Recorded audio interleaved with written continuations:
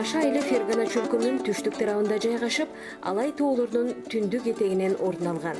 Баткен областынын Кадамжай районуна караштуу бул айыл деңиз деңгээлинен 2000 метр бийиктикте турат. Тоолуу, арча токойлуу, өтө кооз жерде жайгашкан бул элет кымыз, айран, сүт, куруттун мекени. Айылда 600 түтүн эл жашайт.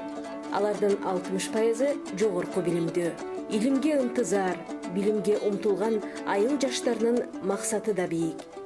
Анткени алар бийик тоодун койнунда, табигаттын кооз тулаңында өсүп, мөлтүр булак суусунан азык алып, чаң косун кандырган кадырлуу журт.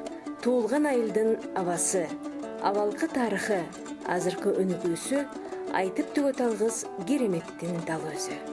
Тарыхы 1000 жылдарга тамыр жайган, Кыргызда 40 уруунун бири Найман. Тамаша арчы үрүштүү көк мойнокто куш көрдүк, куш келипсиз, азиз мейман. Ак суу бою Шаймердин дин этеги, Молдо Нияз эшин ата мекени. Тууган издеп дидарлашуу ганимет, тирүүлүктө катташканга жетеби. Кит бука сенин бабаң, менин бабам, адамзат тарыхында жылдыз жанган, эскерип урпактары бата тартат, эскерет сыймыктанат журттун Найман. 2019 жылдын 15 июнунда Кадамжай районунун Тамаша айылынын Көк Мойнок, Кашка жайлоолорунда Кыргыз Республикасынын Жогорку Кеңешинин аппарат кызматкери, эксперт Абдыхалил Шадыманович Мамаюсуповдун жетекчилигинде Найман уруусунун чоң тою өткөрүлдү. Тойго чет өлкөдөн, Кыргызстандын 7 дубанынан коноктор келип, 6000дей эл катышты.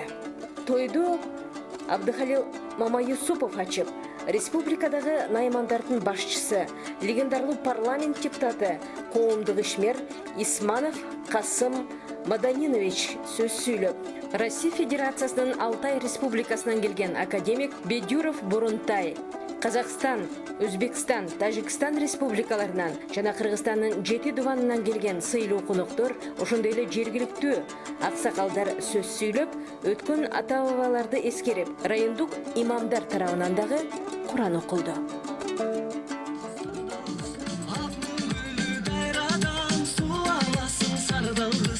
Ашыктыгым аңсайын, бураласың сардалгыз, ак мөңгүлү кайрадан.